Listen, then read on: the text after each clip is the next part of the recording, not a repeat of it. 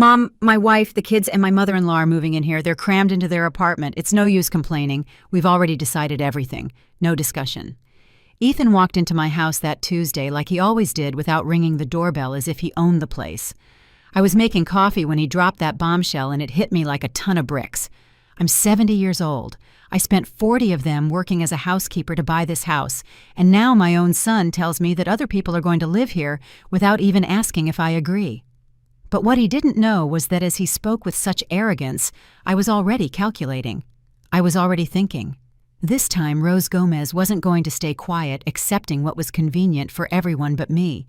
I just stood there with the coffee pot in my hand, watching him pace my living room as if it were his, as if all those years I spent cleaning other people's houses to have my own meant nothing, as if my opinion was an insignificant detail in a decision he had already made without me. "Did you hear me? Mom Martha is already packing. The kids Leo and Chloe are excited because they'll have more space to play. And Olivia can't be alone anymore. She's getting too old, and we can't afford a caregiver. There's plenty of room here, and you live alone." Olivia, my daughter-in-law's mother. A woman I barely knew was now going to live in my house, in my sanctuary, in the place where I had finally found peace after being widowed after raising 5 children, after a lifetime of giving and giving without getting anything in return. A stranger was going to take over my guest room, the space I had worked so hard to furnish with my own savings. "Ethan," I said, keeping my voice calm, even though something inside me was breaking. "This is my house. I bought it. I pay the mortgage." He laughed. He laughed at me as if I'd said something funny. As if a woman my age had no right to an opinion about her own life. That laugh hurt more than any shout, more than any insult. It was a laugh of contempt of superiority from someone who thinks they can decide for others without consequences. "Oh, Mom, don't be so dramatic. It's temporary just until we find something bigger. Besides, having company will do you good. At your age, you shouldn't live alone. What if something happens to you and nobody finds out at my age?" There it was again, that phrase my children used when they wanted to manipulate me. As if turning 70 had made me incompetent. As if my life experience was worthless compared to the hasty decisions of a 40-year-old man who couldn't even provide a decent place for his own family. As if I hadn't proven for 7 decades that I knew how to take care of myself perfectly well. The truth is, I was better off living alone than when I was married. I could watch my favorite shows without anyone changing the channel. I could cook whatever I wanted. I could invite my friends over whenever I felt like it. I had learned to use a smartphone. I had my WhatsApp group with the neighborhood ladies I went for a walk in the park every morning. I didn't need anyone to take care of me. "When are you planning on bringing them?" I asked, and he didn't notice the different tone in my voice. He didn't realize I was no longer the same submissive woman from before. "This Saturday. Martha has everything ready. The kids will use your sewing room. You'll see you're going to love having them around. Olivia will stay in the guest room, and for now we'll sleep in the living room until we get settled." For now. What an obvious lie. I knew Martha well enough to know that once she set foot in here, she would never leave. I knew Ethan well enough to know that his temporary solutions became permanent burdens that I had to bear in silence. I had seen him do the same thing with his older sister when she needed a place to stay for a few days, and ended up living there for 2 years. My sewing room. That space I had turned into my personal sanctuary, where I had my sewing machine, my fabrics, my projects, where I took refuge when I needed peace. Now it was going to be the bedroom for 2 children who were not to blame for anything, but who were going to destroy my tranquility. As he continued to explain how he was going to rearrange my house, how they were going to distribute my spaces, how I was going to adapt to his new normal, I felt something deep move within me. It wasn't anger. It wasn't sadness. It was something more powerful. Determination. A strength I hadn't felt in years when I thought I had lost with age. I had been the mother who always said yes, the one who sacrificed for everyone, the one who put others' needs before her own, the one who worked double shifts so her children could get an education, the one who went years without buying new clothes so she could save up and buy this house. But at 70 years old in my own house with my own rules, I was no longer going to be that woman. "Okay, Ethan," I finally said, and I saw him relax, thinking he had won. "Bring them on Saturday." He smiled, satisfied, gave me a kiss on the forehead, as if I were a good little girl who had obeyed and left leaving a trail of that cheap cologne he always wore. He left thinking he had solved his problems at my expense, as he had always done. He left believing that his mother was the same woman as always, the one who never complained, the one who always found a way to make things work. But he didn't know that Rose Gomez already had other plans.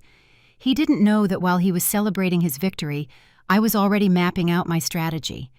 He didn't know that this time, for the first time in 70 years, I was going to play by my own rules. He didn't know he had awakened something in me that had been dormant for far too long. I picked up my phone and dialed the number of Sharon, my friend from the walking group. I needed to talk to someone who would understand, who knew what it meant to fight for your own space after giving everything for others for so long. Sharon, it's Rose.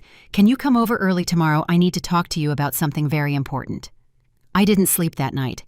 I stayed awake thinking about every detail, every move I had to make. Ethan thought he knew me, that he knew exactly how I would react. He thought I was the same submissive woman as always, the one who accepted everything without protest. But he was in for the surprise of his life. This time, Rose Gomez was going to show them what she was made of. The next day, I woke up at 5:30 in the morning, like every day since I retired. Unlike what Ethan thinks, my life isn't boring or empty. I have a routine that I like, that gives me peace, that I built for myself after decades of living for others. First, I check my phone. I have messages in the Neighborhood Friends WhatsApp group where Sharon, Tina, and other ladies share good mornings recipes and neighborhood gossip. I also have notifications from Facebook where I see photos of my grandchildren who live far away, the ones who actually value me and send me videos telling me they love me. I got up, showered, and put on my pink tracksuit, the one I bought last month when I went shopping with Sharon. I put on a little makeup, just like my granddaughter taught me over a video call. I like to look good to feel good about myself. At 70, I've learned that taking care of yourself isn't vanity, it's self-respect. I made my breakfast oatmeal with fruit black coffee and my bone health vitamin. I put on my favorite music, those James Taylor songs that take me back to when I was young. I ate peacefully at my table, looking out the window at the little garden I have in the backyard. It's not much, but it's mine. At 7, Sharon arrived, ringing the doorbell. She actually respects my house, not like some people who walk in like it's conquered territory. My friend is 68, a widow like me, and has lived alone in her apartment for 5 years. We met in the park's walking group and have been inseparable ever since. What happened, Rose? You sounded so worried yesterday. I told her everything as I poured coffee. I explained how Ethan had arrived with his decision already made, how he had treated me as if I were a child with no right to an opinion about my own life. Sharon listened with the kind of attention only true friends give those who have lived through similar situations. And what did you say to him? That it was fine, that he should bring them on Saturday. Sharon looked at me surprised. She expected me to tell her about a fight, about yelling, about tears. But I'm not that woman who explodes emotionally anymore. I've learned there are smarter ways to handle things. Rose, are you sure you know what Martha is like? Once she settles in here, she'll never leave. And with Olivia and the kids, your house will turn into chaos. Exactly. Sharon understood the situation better than my own son. She knew what it cost to maintain a home, what it meant to have privacy, how important it was to have your own space after a lifetime of serving others. That's why I have to act fast, I told her. And I saw her eyes light up with curiosity. I explained my plan to her. It wasn't something I'd improvised. It was something I had been considering for months, ever since Ethan started dropping hints about how big my house was for just one person. Ever since Martha started making comments about how nice it would be to live in a house instead of an apartment. Rose, are you serious? Are you really going to do that? Sharon, I'm 70 years old. I've worked my whole life to have something of my own. I'm not going to let anyone, not even my son, take away the peace it cost me so much to achieve. My friend smiled. That smile of complicity that only happens between women who have learned to value themselves after years of prioritizing others. That smile of someone who understands that at a certain age, you don't have time to please people who don't value you. What do you need me to do? That question confirmed why Sharon was my best friend. She didn't judge me. She didn't tell me I was overreacting. She didn't ask me to think about Ethan's feelings. She simply offered to help.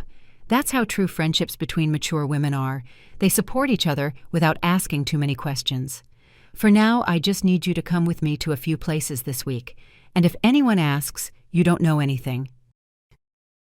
We had a quiet breakfast while planning the details. Sharon told me her daughter had tried something similar last year, suggesting she move into a smaller house to make it easier to care for her, as if she needed to be cared for, as if they weren't the ones constantly needing financial help. It's incredible how our own children sometimes treat us worse than strangers, she said as we washed the cups. As if giving birth to them gives them the right to decide for us for the rest of our lives. Exactly. That was the reality that many women our age lived in silence. Adult children who made decisions for their mothers without consulting them, who treated them like burdens or available resources to solve their problems, who used motherly love and guilt as tools of manipulation. After breakfast, we went to the park for our daily walk. Our group met at 9 a.m. 8 ladies between 60 and 75 who had discovered the pleasure of exercising and socializing without anyone telling us what to do. Good morning. Rose, how are you this morning? Chloe Fagundes asked me, a 73-year-old woman who had been widowed 2 years ago and radiated incredible energy. Great, Chloe. Ready to walk and enjoy this beautiful day. As we walked along the park trail listening to the other ladies chat about their grandkids, their favorite soap operas, and their weekend plans, I realized how much I would miss this if Ethan got his way. A house full of people meant not being able to go out when I wanted, having to be attentive to others, losing my freedom. During the walk, Tina Chavez told us that her son had suggested she sell her car because she's too old to drive. We were all outraged. Tina drives perfectly. All her papers are in order, and she's more careful than many young people. They just don't understand that we are still people with our own lives, said Tilia Farias, a 65-year-old woman who worked part-time at a boutique. They think turning 60 is synonymous with incompetence. We all nodded. It was a theme that united us, the struggle to maintain our autonomy in a society that constantly tried to take it away. The struggle to prove that being older didn't mean being useless or dependent. After the walk, Sharon and I went to the mall. I needed to buy a few things and also wanted to browse some of my favorite stores. We had lunch at a nice restaurant, took selfies that I uploaded to Facebook, and each bought a new blouse. You know what, Rose? I think your decision is the right one. At our age, we don't have time to live to please others. She was right. At 70, I couldn't afford to waste what was left of my life being unhappy just to please people who didn't appreciate my sacrifices. I had given enough. I had been the devoted mother, the submissive wife, the responsible employee. Now it was time to be Rose. That afternoon, when I returned home, I sat in my living room and looked at every corner. My television, where I watched my favorite shows. My couch, where I read peacefully. My table, where I ate breakfast looking at the garden. All of that was going to change if I let Ethan get his way. But I wasn't going to let him. This time, Rose Gomez was going to fight for what was hers. On Wednesday morning, while I was having my coffee and checking messages from my WhatsApp group, the doorbell rang. It was Martha. My daughter-in-law arrived with a smile that didn't fool me, that calculated smile she used when she wanted something from me. Good morning, Mom. How are you? Mom. That's what she called me when she needed something. When she didn't need anything, she barely said hello. She was holding a box of donuts as if a $5 gift was enough to soften me up for what was coming. Fine. Martha, come in. Want some coffee? Oh, yes, thank you. I came to talk about the move on Saturday. I wanted you to know that we're going to be very careful with your things. Don't you worry about a thing. My things, as if I were a guest in my own house, as if she were the new owner reassuring me about the care of my belongings. But I kept my cool, smiled, and served her coffee in my nicest cup. So, you have everything ready? I asked, as I sat across from her at my dining table. Yes, almost everything is packed. The kids are super excited. Leo asks me every day when we're moving here, and Chloe has already picked which bed she wants in the sewing room. The sewing room, my sacred space, where I had my sewing machine, my fabrics organized by color, my patterns, my half-finished projects, where I spent my afternoons creating beautiful things for myself and my friends. Now it was going to be the bedroom for 2 children who were going to mess everything up. And my mom, Olivia, is very grateful. You know, she can't live alone anymore. She forgets things. Sometimes she doesn't remember to take her medicine. She'll be better cared for here. There was the emotional manipulation, presenting the invasion of my home as an act of charity, as if I were responsible for the well-being of a woman I barely even knew, as if refusing this imposition would make me a cruel and heartless person. And where will you two be sleeping? For now, in the living room on a sofa bed we're bringing. But don't worry, we'll be very tidy. And Ethan already talked to a contact to see if we can get something bigger soon. Soon. Another lie. They had been living in that 2-bedroom apartment for 3 years because they couldn't afford anything better.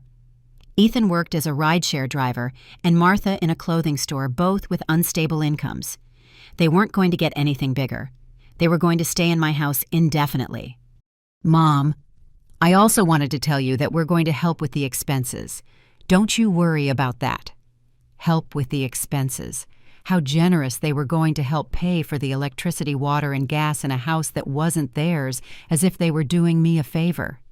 As if the fact that 4 more people were living here wouldn't double or triple all the bills. How much are you planning to contribute? The question caught her by surprise. She didn't expect me to be so direct. She shifted uncomfortably in her chair and looked down. Well, we were thinking, whatever we can. You know how tough things are for everyone right now. Of course. Whatever they could. That meant they would give the bare minimum. When they could, if they could. Meanwhile, I would be stuck with all the expenses of supporting a family of 5. Martha, can I ask you something? Yes, of course. Did you two ask me if I wanted you to come live here? The question completely threw her. She got nervous, started fiddling with her napkin, and avoided my gaze. It was obvious they hadn't considered my opinion important in a decision that was going to completely change my life. Well, Mom, it's just that Ethan said you were okay with it, that you thought it would be nice to have company. He told you that? Yes, he told me you were very happy with the idea, that you were feeling very lonely here. Lies. Ethan had lied to her so she wouldn't feel guilty about the invasion.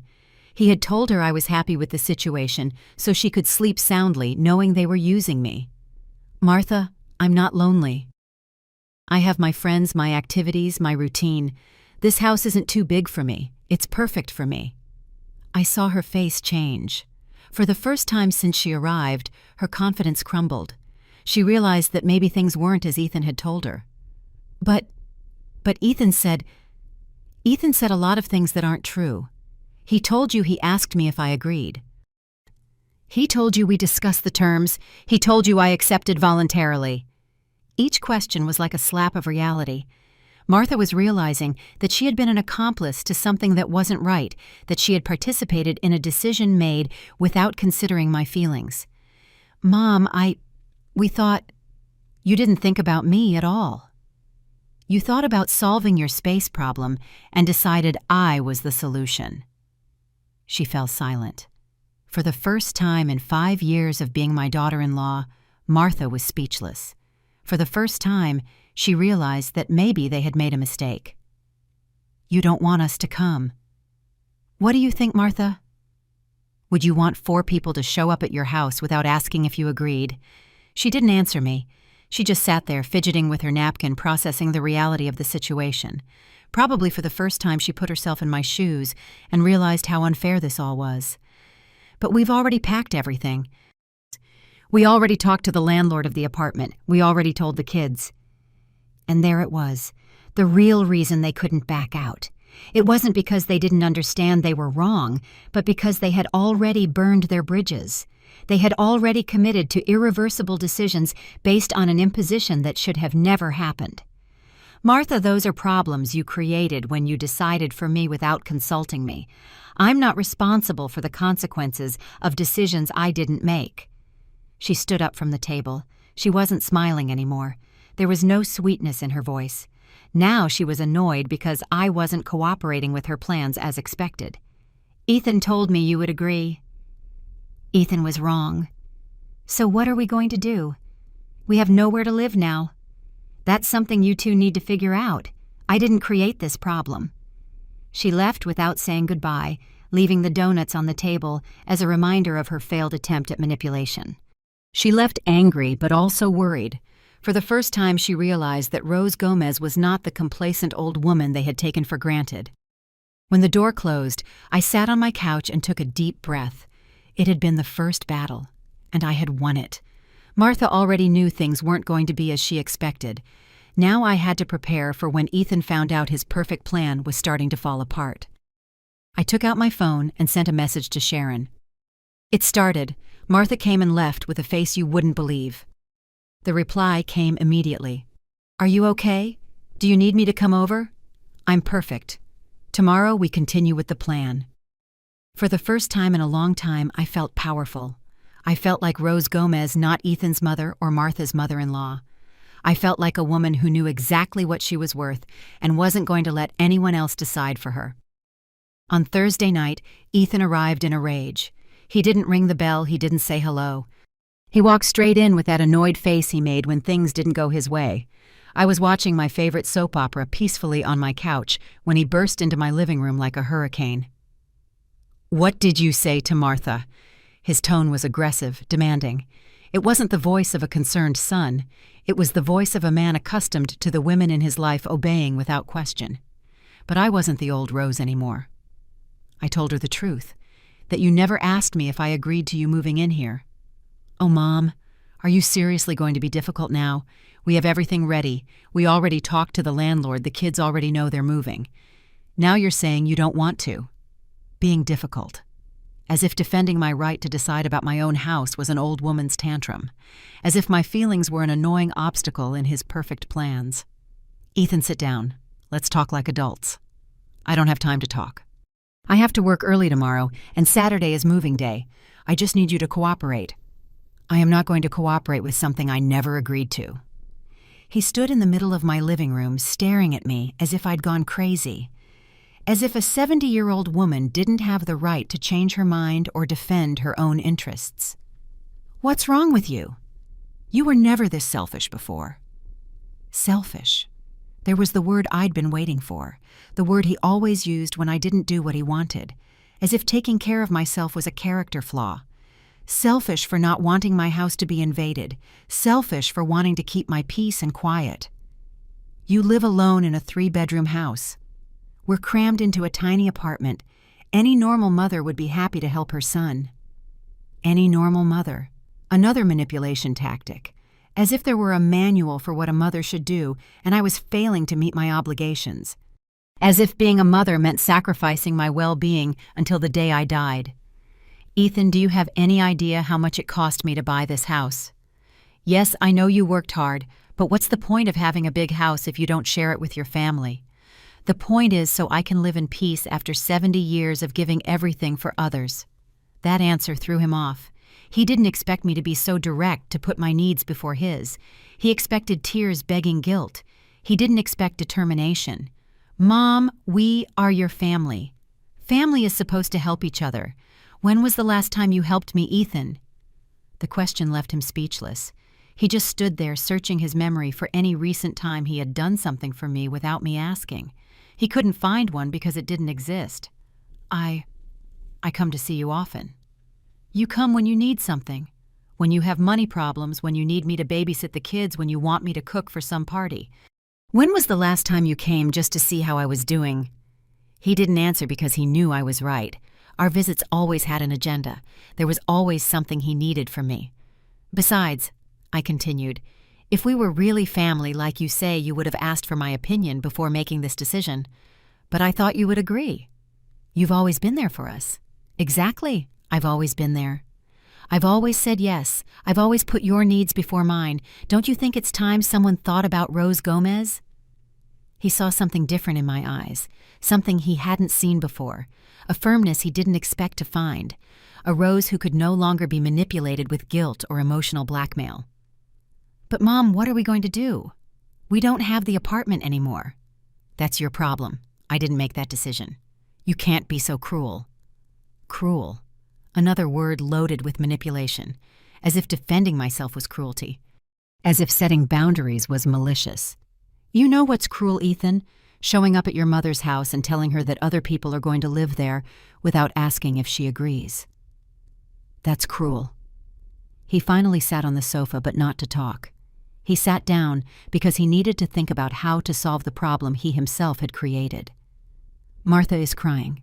The kids have already packed their toys. Olivia already sold some of her furniture." Every sentence was an attempt to make me feel guilty. Every detail was emotional pressure to make me give in. But it didn't work on me anymore. "All of that happened because you made decisions based on something you never confirmed with me. You're seriously not going to let us come. You are not coming." The answer was sharp, final. There was no room for negotiation, no space for pleading. For the first time in my life, I had set a firm boundary with my son. He stood up, angry, pacing the living room like a caged animal, running his hands through his hair. He was desperate because his perfect plan had fallen apart. "What if we pay rent? What if we contribute to all the expenses?" "No." "What if it's just temporary, just until we find something?" "No." "What if we promise not to bother you to respect your space?" "No." Every no was like a stab to his male pride. He wasn't used to women telling him no, especially not his mother. "I don't understand what's wrong with you. You used to be different." "I used to be a woman who didn't know her own worth. Now I'm a woman who does."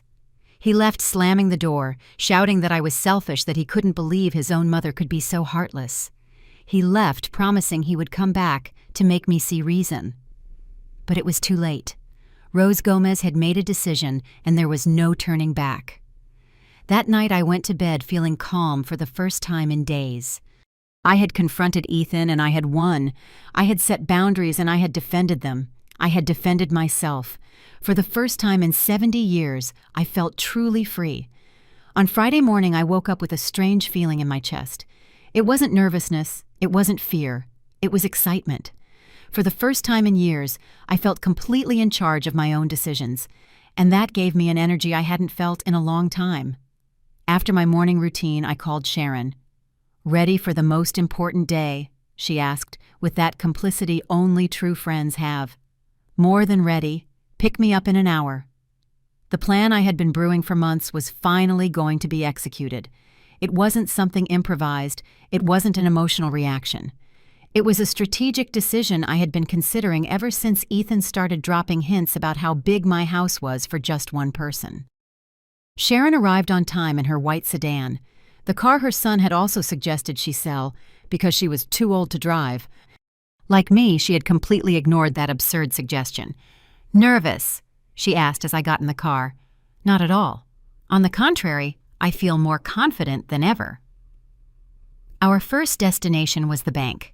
For years I had been saving in an account Ethan didn't know about, an account where I deposited money every month since I retired. It wasn't a huge amount, but it was enough for what I had planned. "Good morning, Mrs. Gomez." The manager greeted us when we arrived. "How can we help you today?"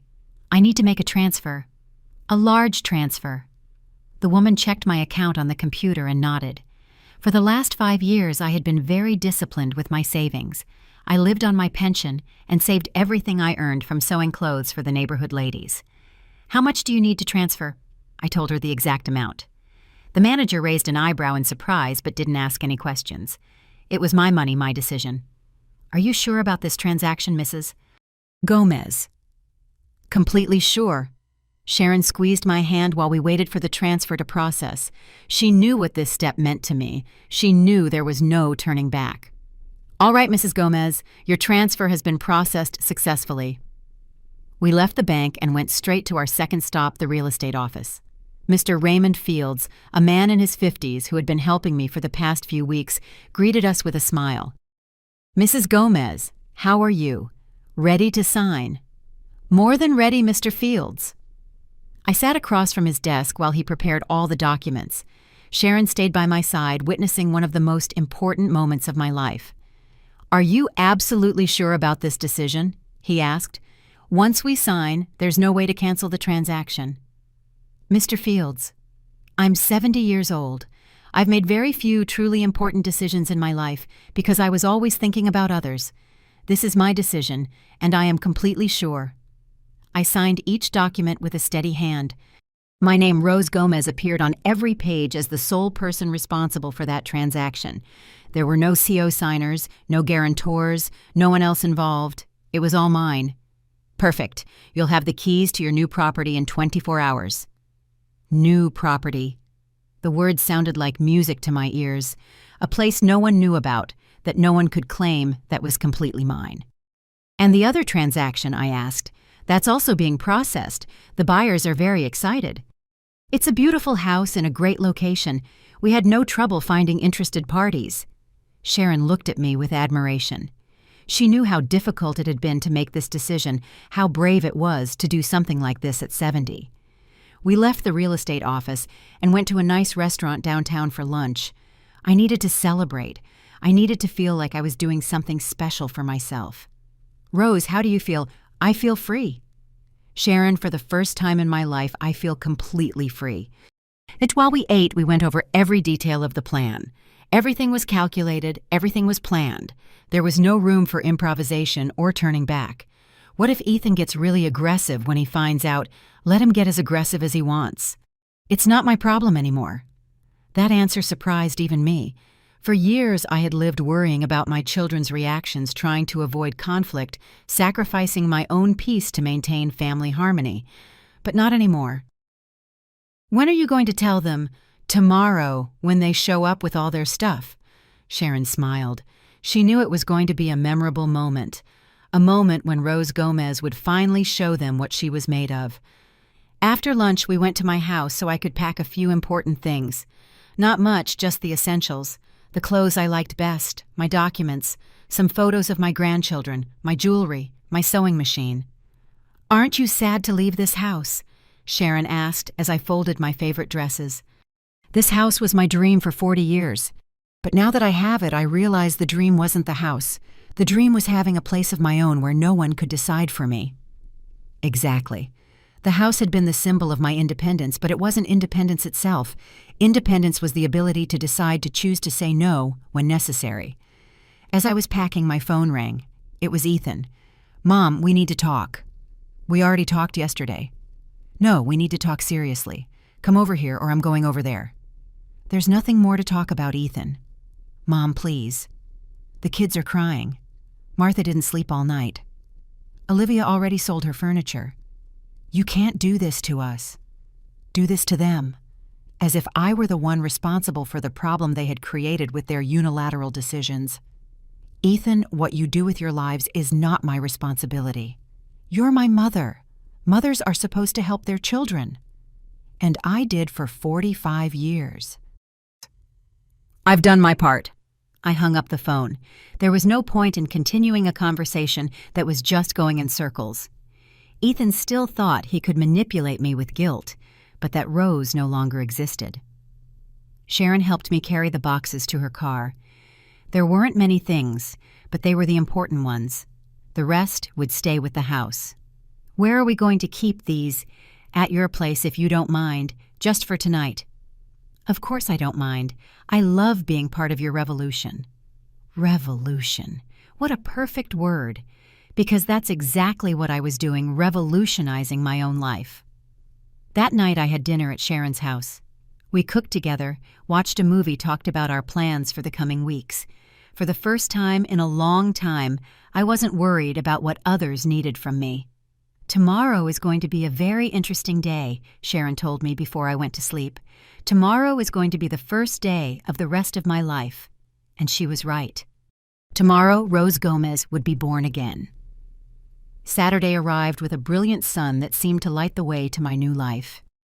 I got up early, got ready with special care, and returned to my house to await the show that was about to begin.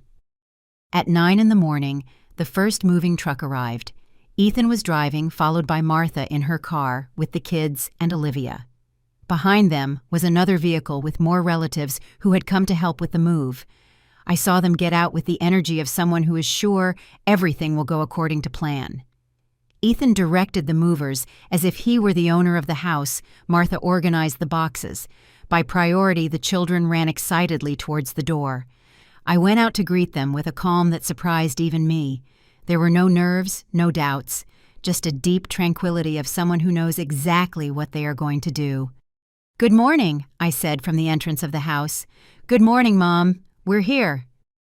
"The guys are going to start unloading. Can you open the door wide so everything can fit?" "That won't be necessary, Ethan." He stopped in his tracks. The movers stood waiting for instructions. Martha looked up from the boxes she was organizing. "What do you mean it won't be necessary? You're not bringing anything into this house." The silence that followed was deafening. Everyone froze, processing what I had just said. It was as if I had detonated a bomb in the middle of their perfectly planned operation. "Mom, what are you talking about? The truck is here. We brought all our things. And you're going to take all your things back." Ethan approached me with that face he made when he thought he could intimidate me, but I wasn't the same woman anymore. "Are you crazy? Do you know how much the truck cost us? Do you know everything we had to do to organize this? That's not my problem, Ethan. I never asked you to organize anything." Martha approached with the children holding her hands. Leo and Chloe looked at me confused, not understanding why Grandma wouldn't let them into what was supposed to be their new house. "Mom, what's going on? The kids want to see their rooms." "There are no rooms for you here, Martha." Olivia, who had remained silent in the car until that moment, got out leaning on her cane. She was a 75-year-old woman, thin and frail, who obviously had no idea what was happening. "Where is my room?" she asked in a weak voice. "There is no room for you here, ma'am."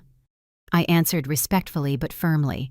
It was as if I had slapped the entire family. Ethan turned red with anger. Martha started to cry. The children clung to their mother, scared. "Mom, you can't do this to us. We have nowhere else to live." "That is a problem you created when you made decisions without consulting me." "But we're your family." "A family that doesn't respect me isn't a family. It's people who use me." The movers were still standing by the truck waiting for orders. The situation was becoming uncomfortable for everyone present. "Sir," one of the movers asked Ethan, "do we unload the things or not?" "Of course you unload them. She's my mother. She'll get over her tantrum." "I'm not getting over anything," I said, addressing the workers directly. "This is my house, I pay the mortgage, and I decide who comes in. You are not unloading anything." One of the movers, an older man who had obviously seen similar family situations, nodded in understanding. "We're sorry, sir, but if the lady says it's her house and she doesn't want us to unload, there's nothing we can do." Ethan completely lost control. He started shouting that I was crazy, that he couldn't believe his own mother was so cruel that he was going to prove I wasn't in my right mind. "I'm going to talk to a lawyer. I'm going to prove you're senile and can't make decisions." "Perfect, Ethan, do that. In the meantime, get your truck out of my driveway." Martha approached me, her eyes full of tears, holding Chloe, who had started to cry. "Mom, please think about the children. It's not their fault." "Where are we going to sleep tonight?" It was the last attempt at emotional manipulation, using the children as a shield, as if I were responsible for their parents' irresponsible decisions. The children aren't to blame, but neither am I. Their parents should have thought about them before making decisions without a plan B. "You can't be so heartless," Ethan shouted. "Heartless, you know what's heartless, Ethan. Showing up at your mother's house and telling her other people are going to live there without asking if she agrees. That's heartless." The argument was attracting the neighbors' attention. Mrs. Carmen from next door had come out to water her plants, but she was obviously listening to everything. Mr. Julio was peeking through his window, not hiding his curiosity at all. "Mom, please let's talk inside. You're making a scene." "There's nothing to talk about inside, because you are not coming in." Just then, Sharon arrived in her car. She had planned to come to give me moral support during this difficult moment. She got out and walked towards us with that dignity that characterized women of our generation. "Good morning, Rose. Is everything all right?" "Everything is perfectly fine, Sharon. They were just leaving." Ethan looked at her with contempt. He had always thought my friends put strange ideas in my head, as if I weren't capable of thinking for myself. "You're also to blame for this," he said to Sharon. "You probably put these crazy ideas in her head." "Young man," Sharon replied with impressive calm, "your mother doesn't need anyone to put ideas in her head.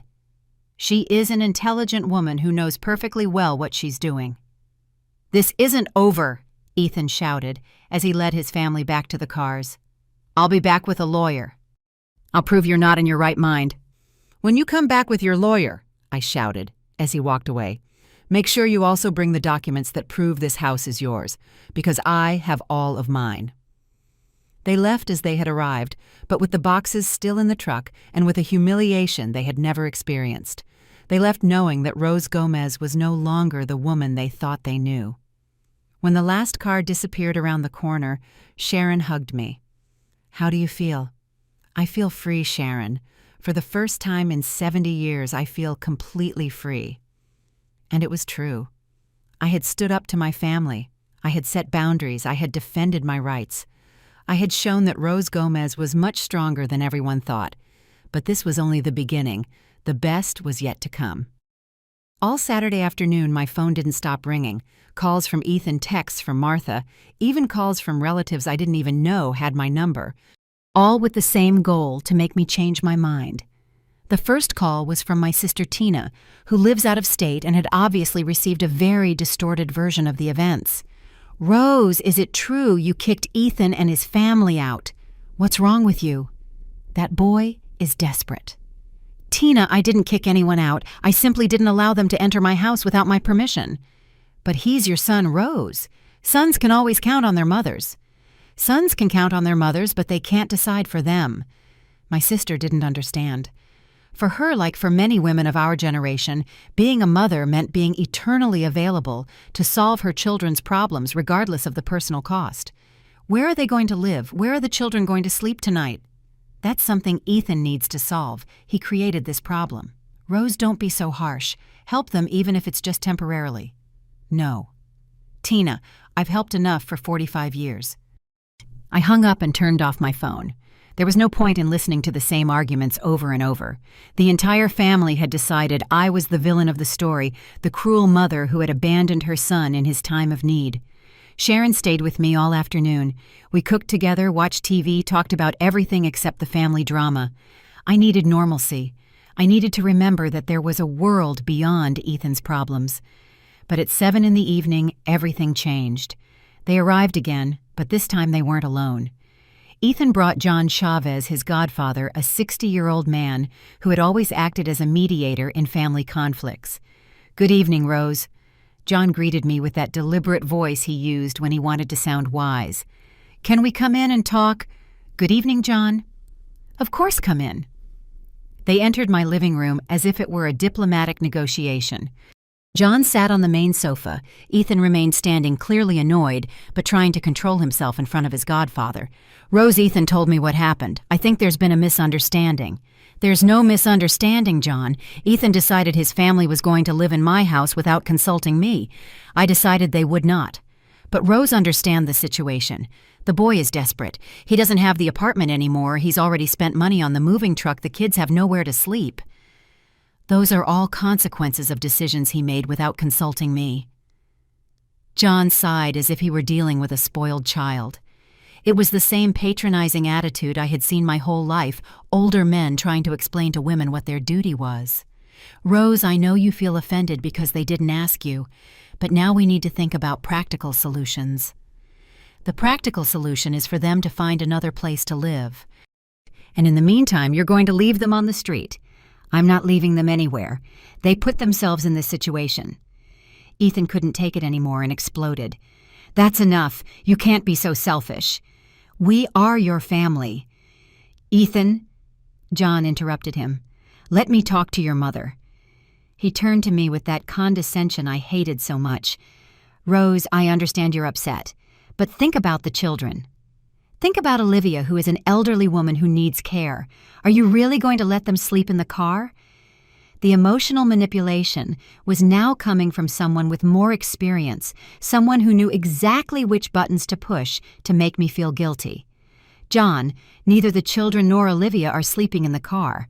They are at Martha's parents' house. Ethan is exaggerating the situation to make me feel bad." He fell silent. He didn't expect me to be so well informed about the real situation. "Besides," I continued, "if they were really so worried about the children and Olivia, they would have planned better before making irreversible decisions." "Rose, don't be resentful. The boy made a mistake. but he's sorry now. I looked at Ethan. There wasn't a hint of remorse on his face. There was only frustration that his plans hadn't worked. Are you sorry, Ethan? Are you sorry for not consulting me? Mom, I thought you would agree. That's not the question. I'm asking if you regret not consulting me. He remained silent. He couldn't admit he was wrong because that would mean accepting that I had rights he had ignored. The problem isn't whether you thought I would agree. The problem is that you made a decision about my life without including me in the conversation. John tried another strategy. Rose, what do you need to reconsider? Do you want them to pay rent? Do you want to set specific rules? I don't want anything, John. I just want them to respect my decision. And what is your final decision? That they are not going to live in my house. Ethan stood up furious. Fine, I get it. You'd rather live alone in your big house than help your own family. I'd rather live with dignity than be a slave in my own house. No one was going to make you a slave. No. Who was going to cook for 5 more people? Who was going to clean up after you? Who was going to take care of Olivia when she got sick? Who was going to pay the electricity, water, and gas that 5 more people would consume? He didn't answer because he knew the answer was me. Rose Gomez was going to carry the entire burden while they sorted out their lives. Besides, I added, if it were really temporary, like you said, you could rent a small place for a few months, but we know it's not temporary. We know that once you're here, you would never leave. John realized he had lost. There was no argument he could use to convince me, because all my points were valid. Rose, I hope you don't regret this decision. I've regretted not making decisions for years. I'm not going to regret starting to make them. They left more quietly than they had arrived. John, accustomed to resolving family conflicts with his patriarchal wisdom, had been defeated by a 70-year-old woman who simply knew her worth. Ethan left without saying goodbye, but before he walked out, he yelled at me from the door. Don't forget that one day you'll be old and sick, and you'll need someone to take care of you. When that day comes, I replied without losing my composure, I'll hire someone to take care of me with respect, not someone who sees me as a burden. That night after Sharon left, I sat in my living room and felt a peace I hadn't experienced in years. I had resisted all attempts at manipulation. I had stood my ground despite family pressure. Rose Gomez had won this most important battle of her life, but the war wasn't over yet. On Sunday, I had an early breakfast because I had an important appointment. At 10 in the morning, Mr. Raymond Fields arrived with a folder full of documents and a smile that immediately put me at ease. Good morning, Mrs. Gomez. I'm here to give you the keys to your new property. The keys. I finally had the keys to my new life in my hands. A smaller but more modern house in a quiet subdivision where nobody knew me, where nobody had expectations about what Rose Gomez should or shouldn't do. And here are the documents for the sale of this property. Everything went perfectly, ma'am. The buyers are very happy. They've already deposited the full amount. I signed the last papers feeling a mix of nostalgia and excitement. This house had been my dream for 40 years, but now it had become a battlefield. It was time to let it go. When do you need to hand over the property? Today, if possible. The buyers want to move in this week. Perfect. There was no time for regrets or doubts. Sharon arrived with her car just as the lawyer was leaving.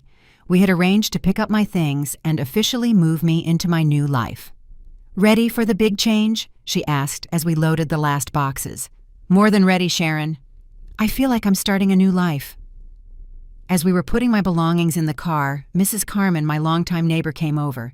She had been a good, respectful, and discreet neighbor, but she was obviously curious about everything that had happened. Rose, is it true you're leaving? Yes, Carmen. I'm moving today. And was all this because of the fight with Ethan? It wasn't a fight, Carmen. It was my decision. She looked at me with that expression I knew well, that of someone who didn't understand how a mother could choose her own well-being over her children's needs. Don't you feel bad leaving the house where you lived for so many years? I feel worse for having wasted so many years not truly living. She didn't understand my answer, but she wished me luck and said goodbye with that formality people use when they don't approve of your decisions, but don't dare say it to your face. We were finishing loading when Ethan arrived. He was alone without Martha, or the kids with a face that mixed anger and desperation. "What's going on here? Why are you loading your things?" "I'm moving, Ethan." "You're moving to where?" "To my new house." He stood on the sidewalk as if he had been physically struck. He didn't expect this. He expected that after a few days of my tantrum, I would give in and open the doors of my house to them. "You bought another house with what money?" "With my money, Ethan. The money I saved for years. And this house, I sold it." The impact was immediate. He turned pale, started to tremble, and had to lean on the car to keep from falling. "You sold the house. You sold our house." "I sold my house, Ethan. It was never ours." "But it was the family house. It was where we were going to raise the grandkids. It was our inheritance." There was the truth. He didn't care about my well-being. He wasn't worried about my happiness. He was hurt about losing the inheritance he had already taken for granted. "Your inheritance is the education I gave you, the values I taught you, the opportunities I gave you to become a man. I bought this house for myself. Mom, you can't do this. Undo the sale. Talk to the buyers. It's already done, Ethan. The documents are signed. The money is in the bank." He sat on the curb and started crying like a child. He wasn't crying for me. He wasn't crying for our relationship. He was crying for the money he had lost for the house he was no longer going to inherit. "Where are we going to live? Where are my children going to sleep? That's something you have to figure out like any other adult man." Sharon finished closing the trunk and gave me a sign that it was time to go. There was nothing more to do here. "Ethan, I'm leaving. I hope one day you understand that what I did wasn't to hurt you but to respect myself." "You can't just leave like this. I'm your son." "Precisely because you are my son. I hope you'll one day learn to value the women in your life instead of using them." I got into Sharon's car without looking back. In the side mirror, I saw Ethan running after the car, shouting for me to come back to talk, that I couldn't do this to him. But it was already done. Rose Gomez had closed a chapter of her life and was opening a completely new one. "How do you feel?" Sharon asked me as we drove towards my new house. "I feel reborn." The new house was perfect, smaller than the old one, but with everything I needed.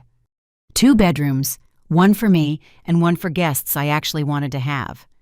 A cozy living room, a modern kitchen, a small but nice garden. "It's beautiful, Rose. You're going to be very happy here." She was right. For the first time in my life, I had a space that was completely mine, with no strings attached, no obligations to anyone else. That afternoon, as I was arranging my things in my new home, the phone rang. It was a number I didn't recognize. "Mrs. Rose Gomez." "Yes, this is she." "This is attorney Hector Torres. I represent your son, Ethan Gomez. My client wants to contest the sale of the property on Maple Street." So Ethan had followed through on his threat. He had hired a lawyer to try to take away my right to sell my own house. "Counselor, that property was mine. I have all the documents to prove it." "I understand, ma'am. Perhaps we could meet to discuss a possible solution." "There is nothing to discuss. Counselor, I exercised my legal right to sell a property that was entirely mine. Ma'am, my client alleges that the sale was made in a state of emotional distress and without considering family rights." I couldn't help but laugh. Ethan was trying to prove I was crazy or that the family had rights to my property. "Counselor, I am 70 years old. I do not have dementia. I have all my mental faculties, and the property was in my name alone. Your client has no legal claim to that house. Would you be willing to meet with me to discuss compensation?" "There is nothing to discuss. Good day." I hung up and sat on my new sofa to reflect on everything that had happened. Ethan wasn't going to give up easily. He would keep pushing, threatening, trying to make me feel guilty. But I didn't care anymore. Rose Gomez had made the most important decision of her life, and there was no going back. 3 months after moving into my new house, my life had completely changed. I woke up every morning without the weight of others' expectations, without the pressure of having to please anyone else. My morning routine was still the same. A quiet breakfast, looking at my little garden, checking messages in the WhatsApp group with my friends. But now, everything had a different flavor. It was the taste of true freedom. Sharon came to visit me every Tuesday and Thursday. We had formed a sisterhood of mature women who supported each other. I had also met my new neighbors, Chloe Fagundes, a 72-year-old widow who taught knitting classes, and Olivia Chavez, a 68-year-old woman who had opened a small baking business from her home. "You know what I love most about living here," I told Sharon as we had coffee in my new kitchen. That nobody knows me as Ethan's mom or Martha's mother-in-law. Here I'm simply Rose Gomez. My new identity had blossomed in ways I hadn't expected. I had enrolled in a painting workshop at the community center. I had rediscovered my passion for sewing. But now creating things for myself, I had learned to use my smartphone better, and had even opened an Instagram account where I posted photos of my projects.